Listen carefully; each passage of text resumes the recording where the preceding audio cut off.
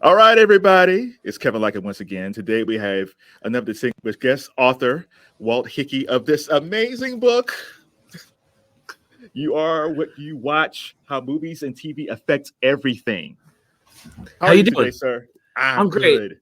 Thank you for having me on. This is gonna be a lot of fun. Oh, no problem. So when we scheduled this interview, your publisher was kind enough to send me the digital version of the book. And I'm a book guy, so I got this handy book off eBay. And when I got it in the mail, I was like, oh my God, it looks fantastic. Oh my God, the pictures and graphics is fantastic. Oh my God, this reminds me of my sociology book in college. Hey, all right, I'll take it. Because it's full of data and facts. And it's like, wow, this gives me vibes. But I enjoyed this book quite a bit. So what made you decide to write the book? The book came about from a lot of work that I was doing when I was at 538 in particular, looking at how pop culture, and data intersected a lot. And I felt like I was continually brushing up against a bigger story, that I was continually writing around the idea that like this stuff has a huge impact on people, a huge impact on people's lives, a huge impact on people's careers, on their aspirations, on what they want to do. And I just kind of wanted to start looking at that. And so when I did a lot of, a big lit review, I talked to a lot of scientists, researchers and whatnot. And I just found time and time again that this stuff was having a huge impact on folks' lives, and oftentimes a very positive one, which I think kind of countervailed some of the perception that media is inherently dangerous, corrupting, or rots your brain.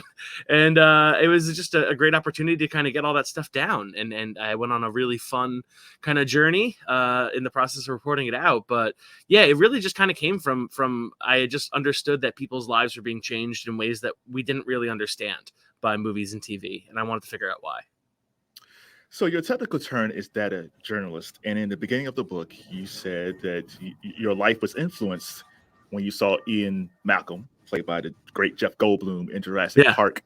How did his role in that movie, the very cool Goldblum, affect you in your career? Yeah, it was really cool because a lot of what we see of some of the effect of media is you see a representational effect. So you had this, some of the first folks to kind of describe this were things like the Scully effect, where the presence of a woman on national television who was really good at investigating things and came to approach her work with a very analytical eye, sent a lot of women into STEM who otherwise might not have gone into it had they not had that kind of representation. You see this in all sorts of different times. It's a very pervasive theme throughout the book. Things like Top Gun juicing interest in the military, things like even the Hunger Games sending a swell of young women into playing archery in a competitive setting. And I was kind of like, looking back at my own life, I was like, well, has this affected me at all? And I was like, yeah, actually, I was pretty good at math when I was a kid. And the issue is that a lot of the perception of people who were good at math and media were, Professor Frink and what have you. And that wasn't necessarily a profession that one wanted to enter. And so then you see again, like Jeff Goldblum in Jurassic Park, and he is just cool as heck. He predicts the future. He's the only guy in the movie who is upfront and correct about Jurassic Park at first. And it was just such a revelation that I really enjoyed doing this stuff, and that, there are ways to do this that aren't necessarily stodgy and covered in chalk and all that kind of stuff. So. Right. There's a lot of cool stories in the book. One of the things I never thought about, and it's true when you start thinking about it, you said that George Lucas is the greatest independent filmmaker ever. Yeah. And tell us why, and the merchandising that's connected to that. Yeah. Like George Lucas is an extremely savvy businessman as well as filmmaker. Again, like it's really tough to kind of doubt his chops when it comes to creating films. I think that he's, incredibly talented and has revealed that talent many different times. He's a technologist, but I think like one of the most interesting aspects of his life and in his career and how he's been able to make stuff is how he actually gets these movies made. And so a very good example for that was that he held on to the sequel rights when he made the original Star Wars. And then when Star Wars was a big hit and they wanted another one, he was like, okay, I'll make another one for you, but I want the toy rights for all this stuff. And, if you watch Empire Strikes Back, it's clearly a guy who knew that Boba Fett was going to move a couple action figures here and there. And a nice thing about it was also that as he decided to kind of make the prequels, he really bet on himself. Like, that was not a studio funded enterprise. He basically, through Lucasfilm, went to the toy manufacturers and were like, hey, I'm about to release a new Star Wars movie, and you can get the toy rights for it if you give me $200 million.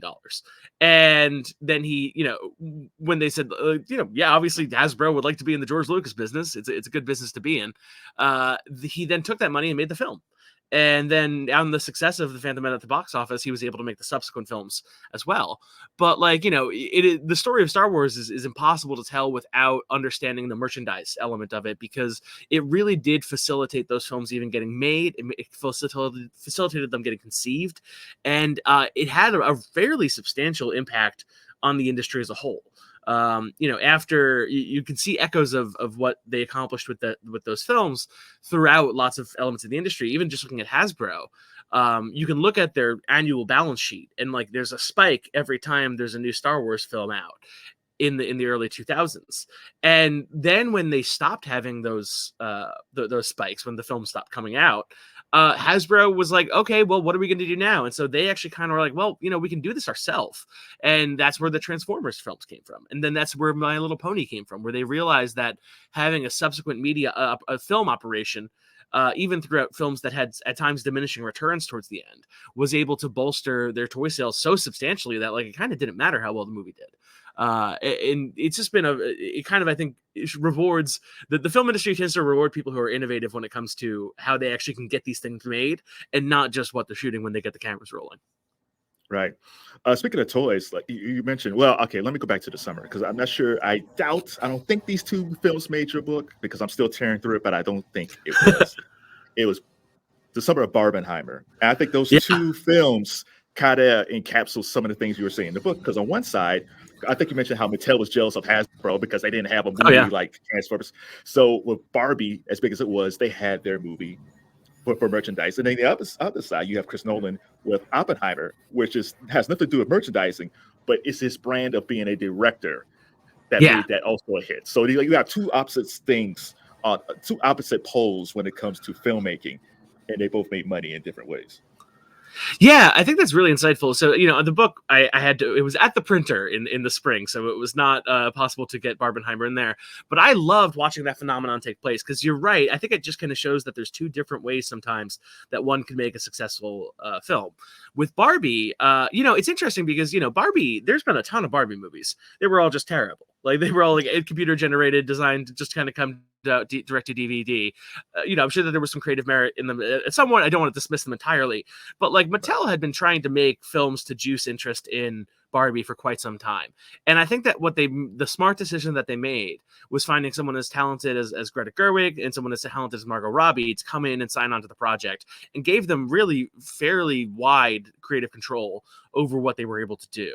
If I recall correctly, a Mattel executive is shot with an arrow in one scene. So you have to kind of respect the leash that they were able to kind of give the creators on this kind of stuff, and that just paid off in spades. I think that they had a long running institution. The other film that you didn't mention, just because it wasn't actually in this duel, but it is totally of the same kind, is the Super Mario Brothers movie, which is going to be the third highest grossing film of the year, if not the second. I a little bit I don't recall totally exactly where it stands, but that is another example of this is a company that kept its powder dry, found creative collaborators that they knew would really do justice to these products, and it's going to be a phenomenon. They're now launching an entire slate of Nintendo adaptations, animated and otherwise. But to the Oppenheimer point, I think that the thing that I really loved about that film is, so there's again in the chapter of the book that we've actually spent a lot of this time, which is about the commerce and culture and pop culture and all that, is that there's a bias in the movie industry that affects what gets made. There's this perception that movies, that the only thing that Hollywood is interested in is profits, and that is understandable why people might think that, but it's misguided. It's not right. That is not the top priority of Hollywood. The top priority of Hollywood is not to make money. The top priority of Hollywood is to not lose money, and as a result, you get films that are safer bets. That's why we see an abundance of sequels, an abundance of franchises. When we do get original films, they're oftentimes reboots of things from the 70s or 80s or 90s. And that's primarily because, if you make a movie and you release it and it makes back its budget and then a little bit more on top, then you don't lose your job. If you take a risk and you make something that people might not see at all and it bombs, then you might lose your job. And so there's a structural incentive in the industry to only create things that are based on pre-existing intellectual property or sequels or whatnot. Now, the thing that I love about Oppenheimer is that there's a class of director and a class of studio. You can see things like, from the studio side, you see things like Studio Ghibli, you see things like Pixar, you see things like A24. And on the director side, you see guys like M. Night Shyamalan, you see guys like Christopher Nolan, you see guys like Quentin Tarantino, and they're able to sell a movie on their name alone. They're essentially making themselves into the franchise, into the pre-existing known quantity. And as a result, they're able to make new movies and original ideas on a level and reliability that very few other people are. And that, I think, is a really exciting thing to see. And it was so exciting to see it succeed on the level that it did, just because I think that it's got to remind the industry that, listen, you don't have to just have the same idea. You don't have to reboot things that have happened before. If you develop and bolster and build out talented people, that can be the franchise for you. People will show up to a cinema to see Christopher Nolan films, even if they have a guy like Cillian Murphy, who's obviously not the biggest name in the world. He's been in a lot of major films, but I don't think before Oppenheimer it would have been a total safe bet to describe him as a leading man who could open a film to the extent that he absolutely did. And I think that it has to remind them that you're allowed to make your own stars and make your own luck and make your own auteurs. Right. You mentioned reboots before, and you said something I really didn't think about. Reboots are nothing new, because I used to be one of those people who's why are they rebooting everything? Can't you think of something? In fact, when I went to see the Marvels, I saw the reboot of The Fall Guy with Ryan Gosling and Emily Blunt. It's that looks interesting. But you said reboots actually has been going on for years on Broadway as revivals. And it's you're right. When people do a revival on Broadway, people say, I'm not singing that. They're excited to see a revival. But when it comes to consumer seeing movies or TV shows, why are we doing this? But it's been a thing that's been successful for Broadway for years. I'm so glad that you brought up. So there's this study that was done. It was basically an economic history of this. And I loved it because it kind of gives an indication as to why reboots are safer from an economic perspective. And so for a Broadway show, typically what they'll do is they'll capitalize the show and they'll invest money in the show. And there will be a break-even point somewhere between 80 performances and 100 performances, let's say, where that show has made back its budget and then a little bit more, and then the investors get paid. And then if you start having diminishing returns, it'll potentially shut down. And that's the nature of the industry, and that's the nature of how it works. The New York market and the national market can only sustain shows sometimes for 2 or 3 years. And if you get an international audience, then obviously that can get a very extended run. But essentially the study found that the probability that a new original work that has never been seen on the stage before in New York, the probability that hits 100 performances is substantially lower than the probability that a reboot or a revival reaches 100 performances. However, a original piece of work is far more likely to be one of those huge mega successes that runs for years than a revival is. And the mentality is that revivals are a safe way to ensure that you can fill a theater with fans of a play or a show for a couple of years and make your money back in a reliable way. But then you also need to have these new original works come out. Otherwise, you're not going to get that mega hit, that Phantom, that Wicked, that Lion King, any of these ways that we've been able to kind of get long running shows on Broadway. It kind of, the nice thing about that is that the producers, the theatrical producers, do tend to have a slate, right? They'll have, this year we're going to come out with 3 revivals, we're going to come out with 3 original things, we're going to come out with 3 plays, because they want to kind of put their chips on the roulette table in a fashion that they know that they're going to make back their money with the revivals, or can at least kind of surmise that they'll get close. They know that maybe they're not all going to work, but maybe one of the original productions is going to be a big hit, even if some of the others fail. And so they're able to kind of have a diversified portfolio of plays. And Hollywood used to be the same way. And my fear has increasingly been that the risk aversion is causing them to just stop developing these original ideas and just only rely on these revivals and reboots so that they can get a more guaranteed return, even if they're missing out on the opportunity that a film like Oppenheimer or even a film like Barbie kind of presents. Like, like the 3 highest grossing films of the year are all, they're based on pre-existing ideas, but they're all the first movie in their genre, or in the first movie in their franchise, as it were. Though I would be very surprised if they make an interlocking fan franchise from the Oppenheimer film, but nevertheless, you see what I mean. Yeah, I don't think it's going to happen. So sometimes when I get a book, I kind of go in the index, kind of say, well, let's see some whatever topic or words or names kind of pop up that I like. Yeah. So I was thumbing through. I was looking for Spielberg. I was like, well, let me see what you said about Spielberg. But then I saw Shampoo. I said, Shampoo, the Warren Beatty film? Why is this in here? So I went. There's a fascinating thing that's in the book. Not so much about Shampoo, but the Blockbuster loop. Yeah. Now, you would think the Blockbuster started with Steven Spielberg and Jaws, which is true. But somehow Gerald Ford is part of this thing. Tell us about the Blockbuster loop. Yeah, I really loved working on this because it was the kind of thing that you find that there's like this conventional wisdom that Jaws was such a big success that it completely changed the way that the movie industry releases films.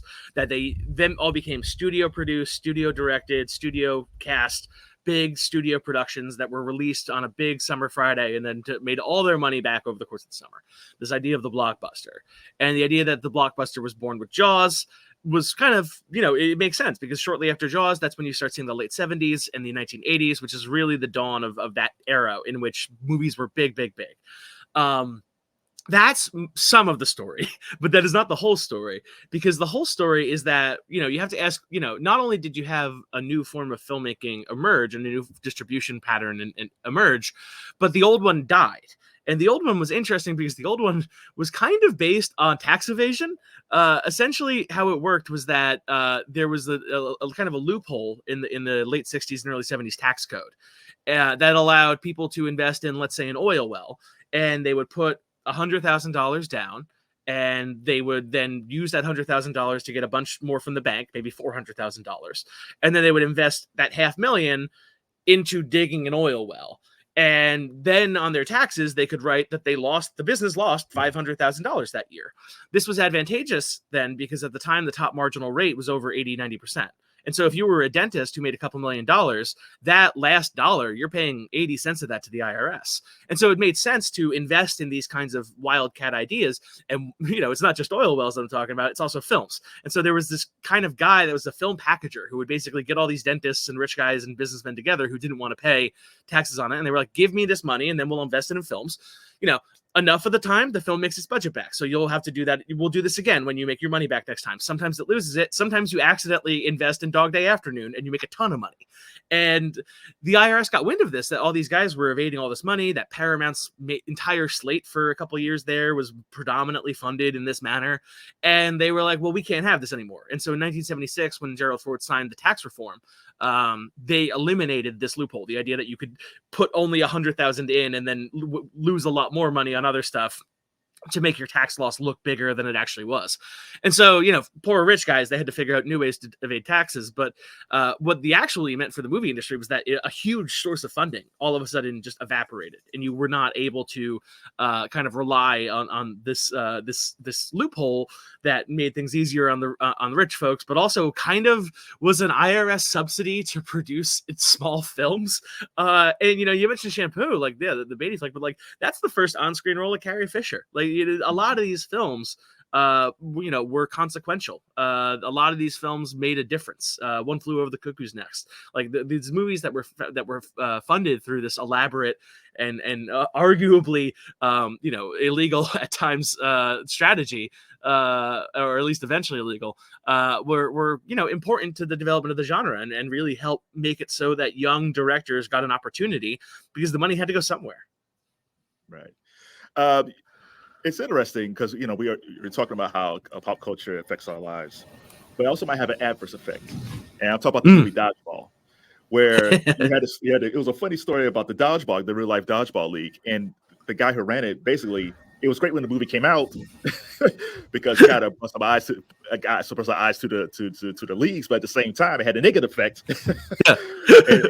So it's like there's like some pros and cons there as far as like pop culture affecting something.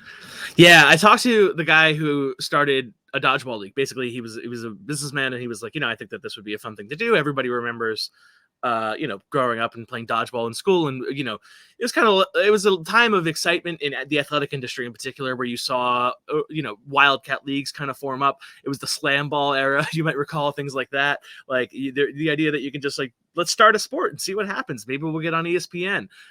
It was a valuable mentality at the time. And so I talked to this guy, Eddie Prentice, who's just had a fascinating journey with this because he started a dodgeball league. And then he found out that there was a film coming out called Dodgeball, and he was like, I should reach out. And so he reached out, and they were like, oh yeah, we'll pay to sponsor this. We'll send people out. It'll be great. And so they ended up kind of partnering with Fox on this film, and then they eventually started having their championship in Vegas. And it's had its ups and downs. And one of the things that he was kind of talking about was it was tough for it was really accelerated the sport a lot. It really got the sport in front of a lot of folks, but it was really hard to shake it. It was really hard to there would be genuinely talented athletes, world-class athletes. Haynes did a photo shoot with some of these folks, a very exciting and dynamic athletic pursuit that people are yelling dodge, dip, dash, dive, and it's just it's tough to get past it, in a sense that I'm sure we make jokes all the time about sports that we're in movies, like no crying in baseball or the flying V in hockey, but the entire sport is not defined by the film, right? And so for dodgeball, it's kind of been this complicated experience where it definitely slingshotted the sport in front of a lot of eyeballs. They got televised, they got were able to kind of do big events in big places, but at the same time if some of the athletes just kind of burned out on it a little bit, and it was a complicated thing for this sport to happen. It's not uncommon for that to occur. One of my favorite charts in the book and one of my favorite effects in the book isn't actually from the United States. It's from Japan. And in Japan, there was this rather successful anime series as well as manga series that was one of the most read and watched animes and mangas in the country, particularly among young men, called Haikyuu, which was all about a volleyball team.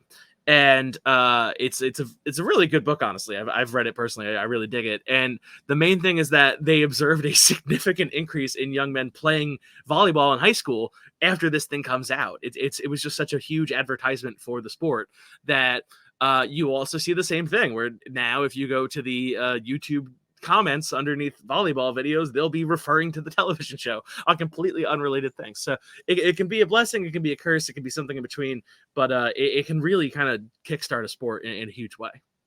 So we talked about a curse, but let's talk about a blessing. Tourism.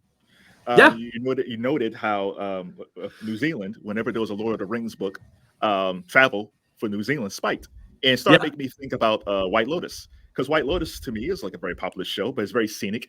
White Lotus to me is almost is it really a tourist commercial wrapped in a mystery? So the tourism aspect of popular culture is actually, it kind of shows that we are more influenced by popular culture. I don't think people don't think they are, but we are. Yeah, it's just funny how subliminal it is. How it can be we're really going to share. Let's go to I don't know. Let's go to Norway, to that town that we watched that murder mystery show. You can see significant increases in tourism pretty much across the board. It's also fun because there have been stories lately that they came out more recently than the book was sent to the printer, so I couldn't include them. But of a show that was featured in Korea alone for a Swiss town, seeing a huge influx of just Korean tourists because the show hasn't been seen outside the country as much as anywhere else, and so it is just you can see it can have a material effect. It can also again talk about a blessing and a curse, and tourism is always complicated for the cities that open themselves up to so many visitors. For New Zealand, it kind of became like the entire economy was becoming dependent on nerds wanting to visit the country to reenact the Lord of the Rings, so much so that when they announced The Hobbit, obviously the state of the country of New Zealand was very interested in ensuring that the production remained local. Peter Jackson was happy to oblige, but it just kind of became a lot of livelihoods are riding on this silly dwarf movie. And as a result, like, you know, they saw the increase in tourism, but like, had that film not been made, you are talking a lot of tourism dollars and a lot of people potentially losing their work. And so it's kind of wild when like the company town is your entire country and the company is a movie, and it can present, you know, you can get kind of addicted to it sometimes from a tourism standpoint. It's very kind of exciting to see that stuff. I also there's a few other ones that were kind of evoking that too. One of which was I was able to track wait times at Pirates of the Caribbean in Disneyland. And after the release of one of the Pirates films, all of a sudden the line gets a lot longer. People are wanting to go on that ride more. And I'm sure that is much to the delight of the Disney company and their synergistic goals. So, yeah. Sidebar for a second. I want to thank you because my argument over the years was I always felt like Magneto in the X-Men wasn't totally evil.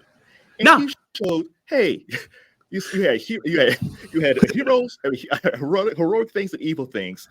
Magneto, 234 evil things, 261 heroic things. So Magneto is a hero. Magneto makes a lot of valid points. I think that we were all on the same page. Is he right? Not always, but does he make a lot of valid points a lot of the time? It's very difficult to see otherwise. I think that he's got some very, very understandable points of view. I think I really dug doing that chart because, again, what you're referring to is the chart in the book, and my collaborator on this book was Heather Jones, and Heather Jones is an amazing data visualization expert. And she did all the charts in the book, and it is just magnificent to see. That one is derived from basically I pulled every comic appearance of Magneto where he was either listed a protagonist or an antagonist on the Marvel Comics database, and I basically just kind of stacked them up. See, like, hey, where you come down, man? And the answer is like, he's really an anti-hero, you know? Like, is he against the X-Men a lot? Yes. Is he in charge of an organization that is is called the Brotherhood of Evil Mutants at times? But like, does he also perhaps have a couple valid points when it comes to the ramifications of discrimination against his race? Yeah, pretty frequently, man. Like, right. Was there a subject in the book that was difficult to research? Either it was too little information, or it was actually too much information, and you just couldn't tear through all the material? This is a great question. I have not been asked it before. And I would say that there's a few that come to mind. One of them was like, you know, a key thing that the publisher wanted to make sure I included in this was the effect that screen time has on kids. Because for a lot of parents, that's kind of like very top of mind. That's the thing that they really care about. That's when they are thinking about media and what it does to people, they're thinking in terms of hourage. And you know, I can completely understand that because raising a child in the current American society is a rigorous experiment in just trying to figure out who on earth you should trust. And I really tried to be as assiduous as possible when it came to how, you know, what we wrote about this. And the thing that I was kind of a little disappointed to find was that, like, there aren't a lot of really, like, it's very hard to do a double-blind study in a large group of children on media consumption for ethical reasons and just for, like, you know, the ability to carry it out. You can't like sequester a couple 100,000 kids away from all media consumption. You can kind of monitor, you know, how much time they spend doing stuff, but like, it's very difficult to get actionable scientific insights about the effect that screens have on kids. We know a couple things though. And, you know, I was very happy with what I was able to find. I was very happy with the idea that, like, you know, think about screen time as like, it's not screen time versus volunteering in a soup kitchen, going to church, doing, you know, the platonic ideal of how one ought to spend one's time. It is screen time compared to whatever they would be doing instead. So if it's screen time in lieu of screaming in the car, like, yeah, the screen time's going to be just, it's probably more edifying, frankly, than screaming in the back of a car. If it's screen time instead of going outside and running around, that's a problem because, you know, when we do understand that there's a relationship between screen time and health and potentially obesity down the line, it's because, well, they were watching stuff inside instead of running around outside. And, you know, it's always like, are they doing this, that, or the other thing? And so, you know, I think that is, you know, as best a scientific thing as we're going to get for the time being, just because the idea of a longitudinal, long-lasting study, which I believe that there are a few in the works about the effects that this stuff has on us, is important because, again, you know, I think that even beyond movies and TV, the impact of social media and the impact of online, like TikTok style content is important for us to figure out. But, you know, I was impressed with the work that was out there But I was like a little disappointed that, we don't have a hard answer on this. And I thought that we would, based on how much all my friends who have kids in particular care about it and want to know. But it's when you think about it, it's really dang hard to study, large cohorts of children and what they watch and what they do at that time, Yeah. So for adults, listen, you love popular culture. I do. love popular culture, probably to the detriment to my social life. However, we're good with it. But do you think average people, are we looking at our screens too much? Is it too much media? Even though, because if we go 40 years ago, you just had your TV set, or a movie. But now, since we have our media in our hands all the time, are we consuming too much? And kind of what you were saying about kids, are we not doing enough other things than looking at our phone? Yeah. It's a really pertinent question. I think I would be mindful. And this isn't a how-to book. It's not a self-help book. There's not a ton of advice that you would leave with. There's a little bit of like stuff that I learned in it that I've actually changed the way that I watch things and make things. And some of that, as it pertains to how we watch things, is I found that there's been some actually really compelling research done that binge watching is just a bad way to enjoy something. That if you take commercial breaks, people enjoy shows, and specifically sitcoms and comedies that have commercial breaks, more than they like the same show without a commercial break in it when asked to evaluate it. And part of that's just because you get used to the show. And when you get used to something, you're less interested in it. It's just that's how your brain works. Your brain will inherently, if it's cold out, your brain will adapt to the cold. If it's warm out, if you're stressed, your brain will adapt to the warmth. It'll adapt to the stress. If you're giggling because you're watching Friends, you're gonna kind of hit that. And so having a break in between enhances your enjoyment of that, which was honestly somewhat to my dismay because I don't like commercials very much. But that said, the main way that these streaming companies in particular evaluate if a piece of content's good is whether or not people binge watch it. And they have a strong incentive structure for viewers to binge watch stuff. And I can understand why that is, but the reality is that is actually making folks enjoy the content less than they would have been had there been breaks, had there been ways to kind of break up watching a show so that it's not just one 8-hour block. And so what I've personally started doing is that rather than just binge watch an entire show, I'll alternate between shows. So if I'm still going to spend a couple hours on a Saturday watching television or watching a new show or something like that. But instead of just it's all Breaking Bad in a row. It's I'll do an episode of Breaking Bad and then I'll do some anime and then I'll do an episode of Breaking Bad and then and so that I'm actually kind of building in those breaks in a manner that I think will help me enjoy it a little bit more. So for adults, there's no evidence that movies make people into monsters or make them stupider or make them anything like that. In fact, there's a lot of evidence to the contrary, that they can be ways of, engendering empathy and learning new things about the world. But if there's a piece of advice that I would give to folks, it's it's not for your health's sake. It's just for how much you enjoy the stuff, that you should be a little bit more cognizant of how you consume these things, because you'll end up liking it a little bit more if you don't just eat the entire box of ice cream. So, right. You mentioned Friends, and you had a Matthew Perry recently passed away. You had an interesting thing in there about Chandler, the name Chandler. You said a decade before Friends, it was only 318 kids a year. It was not a popular name, no. Yeah, but a decade after, it was 1,792. Kind of might be of Jalen Rose, because I remember he was at the Fab Five. Oh, Jalen is an interesting name. Then when I'm watching every team now, there's a Jalen.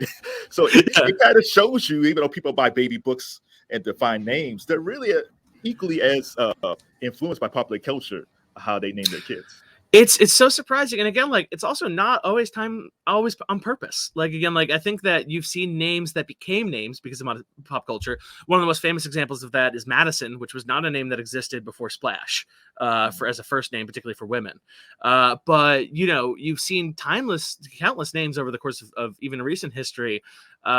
People name their kid Anakin, and that's a more specific allusion. But even in the more general sense, a lot of people started naming their kid Luna right after Harry Potter had a character named Luna Lovegood that was rather popular among a certain set. And that's not a name that's completely out of nowhere. It's an existing name that was kind of popularized. I think it's not a surprise that you saw that spike in Luna and not Hermione, which was a little bit more on the nose. But I love whenever you see a generation of ball players in particular just kind of emerge from like, oh, okay, I get who you're named after. I get that this is an illusion. And I just really kind of think it's very special, especially again, like it was very sad to lose Matthew Perry, but I mean, like his legacy is genuinely going to live on because there's going to be people who are grandparents in 50 years who are named after the character that he portrayed so meaningfully that it just kind of changed what they decided to name the kid. You did something interesting in this book, and you put something in there that most people usually don't analyze in pop culture books, and that's wrestling. Yeah. And one of the saddest graphs I saw, even I knew it, was the graph of the independent wrestling companies, or just wrestling companies, got devoured. I'm real proud of that graph. Yeah, because Vince's dad, it was almost like a mob thing. Listen, you have your territory, I have my territory, everything is fine. Vince comes in, it's like, I'm taking everything. Yep. I'm either going to buy you or eat you or kill you. And right. He did. Yeah. Yeah. And, he said a few, he just had Turner, WCW. You had ECW for a while. Yeah. And now you got AEW, which seems to be a viable option. What made you decide to put wrestling in there? Because you had your own story in there. But yeah, what made you decide? Yeah. I like wrestling. I don't consume. I'm friends with a lot of smarks, is what I will say. A smark, as my friends have told me, is a guy who understands what's going on in wrestling, but appreciates it for its aesthetic qualities, even if they don't necessarily think that that John Cena is getting beaten to death every week. It's a really fun, like if you ever get an opportunity to go to an indie wrestling show in person, it is just a genuinely great time for your audience. It is one of my, I got a chance to go to a couple of them. The WWE product is very corporate and sanitized and kind of a very thoroughly done event, but the independent scene is very vibrant. And the chapter that you're referring to is basically asking what making art does to the people who make it. And I was very compelled by the story of wrestling because it kind of mimicked another thing that I talk about in the chapter, where it's wrestling used to have a lot of passed on knowledge. It used to have you could kind of enter it as an amateur and then work your way up. You would learn by wrestling with other people. You would go to a territory and then take your knowledge and go to a new territory and meet new people and exchange knowledge between you. That in a way that was a lot more collaborative as an art form. That allowed people to basically, there was a lot of work to go around, and there was a lot of people mixing together and brushing against one another and teaching one another all this kind of basically collaborative mentorship style. The WWE rolls up, Vince buys and kills all those territories, and all of a sudden you're not going from territory to territory anymore. There's only one game in town, and it's a national game. And if you get into it, it's phenomenally successful. But when you get into it, you are just as likely to lose your spot to a guy that you trained. So the incentive to collaborate and teach one another stuff instantaneously goes away, because the idea is why am I going to potentially train up the guy who's going to steal my very limited one job in a company that only employs a couple hundred guys? It used to be that, when the work ran out in one territory, you could move on to the next one. But since there's only one game in town, it's just it's diminished the ability of these folks to collaborate and innovate and put together new ideas. And obviously, the WWE is a phenomenally successful product, and I don't want to diminish any of that. And the people who are in it and successful are doing interesting and compelling things. But there is something that competition brings out, and there is something that working with new collaborative partners works out, and there is something that having an opportunity to experiment and teach and learn without having your livelihood potentially taken from you that has been lost. And I think that it's kind of interesting to kind of look at that part of the story, with wrestling not just as what are we seeing, and not just as the biggest show in town, but what is it like to work for these companies? And more importantly, what is it like to not be able to work for these companies because there's only 200 slots and you don't have the right dad? Right. All right. I got a few more questions. Everybody check out the book, You Are What You Watch, which is a fascinating study in popular culture. You had an interesting thing about Animal House in there, how toga parties exploded after they had the toga party in Animal House. And it kind of reminds me, from my point of view, when I was going to college, with A Different World was on in School Days, which dealt with both of HBCUs, and also those HBCU shirts. Oh, and BET used to show Black college football games. And I don't think people, I have this feeling that when people see something that has something to do with college, because college is fun, I think it actually encourages people to go to school. That's why I wish sometimes that even with something like Van Wilder, people are like, oh, that looks kind of cool. Maybe I could be like him. I do think pop culture does have an importance of actually promoting education, even though they might be doing comedies and having fun with it. Oh yeah, I mean, the cool thing about Animal House was that you essentially saw this film, which the film Animal House doesn't take place. It takes place in the 70s, but you had a whole generation that was going to school for the first time. The number of people whose parents did not attend college in the 1970s who were going to college was at record levels. And so you basically had a lot of people who had none of that like institutional knowledge of what it means to be a person who goes to college. You had like once they got there, obviously, you keep up, you brief yourself, you figure how it goes. But like for a lot of people, they didn't have anybody to kind of relate. Here's what your prototypical college experience would look like. That film did that because that film, the writers were drawing on their experience going to college in the 50s and 60s and potentially early 70s.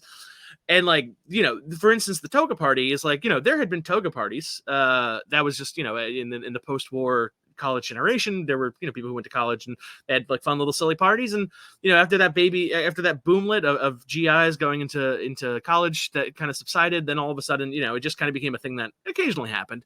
But Animal House comes out and it's a mass media that tells you the best kind of party to have is a toga party. And now all of a sudden people are like, okay, well, I'm going to college for the first time ever. I ought to maybe put on a toga party. And so it gives us an opportunity to, on some level, get a perspective that we are potentially deprived from our upbringing. And so potentially the chance to watch an HBCU play college ball on BET gives people an opportunity to envision like, oh, these are schools that exist that I can aspire to and an institution that I can try to go to. And it would not at all surprise me if that had a meaningful impact on how people perceive those schools in society. All right. Do you have something on the pandemic? Because I was interested to see what you had to say about the pandemic. Because the way I see it, even though there's still a ton of shows, there's not too many Squid Games now. Because in the pandemic, everybody was home. Like I was a big fan of WandaVision. Like you just consumed all these shows. It's kind of like Peloton. Like the Peloton stock has dropped severely because everybody's out of the house. But the one thing I didn't realize is you remarked that actually publishing, right, the movie business, the film movie theaters tanked. But the book business actually not only exploded during the pandemic, but it's been pretty consistent since then, where it didn't have the same ebb and flow like some of these other things like Peloton or sitting home doing Netflix. I mean, book sales are down a little bit this year, but only because the pandemic was so dang high. Again, when people are just at home, that's what they have to do. That's what they comic books and manga and like any kind of thing that you can consume at home, and novels among them, were a huge boon during the pandemic. One of the things I kind of tracked during that was I talked to some interesting people who work in the kind of Kindle Direct publishing world. Because that, in the absence of an intermediary with a publisher, like a proper one of the big four, people can really, there's a supply and demand equation that is very rapidly settled. Essentially, when they find a new niche, they're able to kind of quickly get work on there much faster than publishers from a traditional world can. And it's kind of fun to kind of watch people's tastes evolve and, what's being satisfied by traditional publishing, particularly in genres like romance. But what you kind of found during the pandemic was that a new you saw a rapid change in what people were interested in. People were not interested in reading about zombies anymore because that was, we had more than enough plague on our plates at that time. Instead, you saw kind of different genres rise. Some of them were like kind of clean and wholesome. So like, oh, we're going to have like a nice, anybody can read this. There's not going to be a lot in here that is objectionable. And it's just kind of puts a little sunny look on what's going on. Right. And so you can kind of, we were able to kind of track some of the individual subgenres that were able to have fairly distinct trends during the pandemic that we couldn't watch in movies just because they simply weren't being exhibited, Yeah. I was looking for a rom-com. So 96% of the time, people fall in love. I'm actually interested in the 4% where they don't find love. But oddly enough, for sports films, it was like 78% of the time of the team that you're rooting for, they don't. 70% of the time they win, but a bunch of times they don't win. Yeah, I love sports movies for this exact reason, which is that like They're the only movies that actually feel like you don't know what's going to happen at the end. Like, for the most part, like, if you see a superhero flick, you know that, like, well, they're not just going to kill the superhero. Like, the superhero is going to win at some level. They're not going to let the place get completely destroyed. If you look at a rom-com, like, there's a few rom-coms that, like, do kind of take a postmodern look and try to invert and subvert the genre. But for the most part, they're gonna kiss at the end in some way or another. But with sports movies, like, it's just like a very cool idea in sports, just period, is that, like, listen, winning's not everything. It's important, but, like, it's the people that you're besides, and it's the brotherhood that you develop, or it's the sisterhood that you develop, or the ability to, understand more about yourself by playing this game. And that is, like, I think, just a really beautiful thing. And I think that it's very unique among genres and movies where, like, some of the very best sports movies, like the guy that we're rooting for loses. Like, Rocky is a perfect example. Like, Rocky does not win. He eventually wins a couple, to be clear, in the sequels, but, like, Rocky does not win. Rocky goes the distance. And the fact that that's the thing that matters and then it makes us happy shows us and reveals things about Rocky's character that that would not simply be revealed by him being very good at punching, Right. 500 Days of Summer is the only film I could think of offhand where the guy didn't get the girl, which is probably one of my Yeah, there's also, I think, a movie called The Break. It's been a minute since I've seen that data set, but I believe that there's a movie called The Breakup that's kind of like a romantic comedy of that. The whole point of them is to break up. But again, like, people attempting to subvert it are definitely, it happens. Yes. Walt Hickey, thank you for the conversation. Everybody check out this book. You Are What You Watch. If they want to connect with you, where can they go? I'm an easy guy to get a hold of. I got a newsletter called Numlock. You can find that at numlock.com. And I'm on Twitter, just at Walt Hickey, and on most platforms at Walt Hickey. So, yeah. All right. And I want to thank you, because sometimes people debate if Batman is actually a really good crime fighter because the Joker's always escaping Arkham Asylum, paying the Riddler. But you said, no, this guy does lock up a lot of people. He does. And, like, a lot of people get in one fight with Batman, and they're like, you know what? I don't want to do that again. I'm just not going to be a criminal anymore. It happens very constantly. We need to talk more about it. Yeah, so let's give some love to the Dark Knight, shall we? Yeah. All right. Well, thanks for the conversation. Thank you. All right.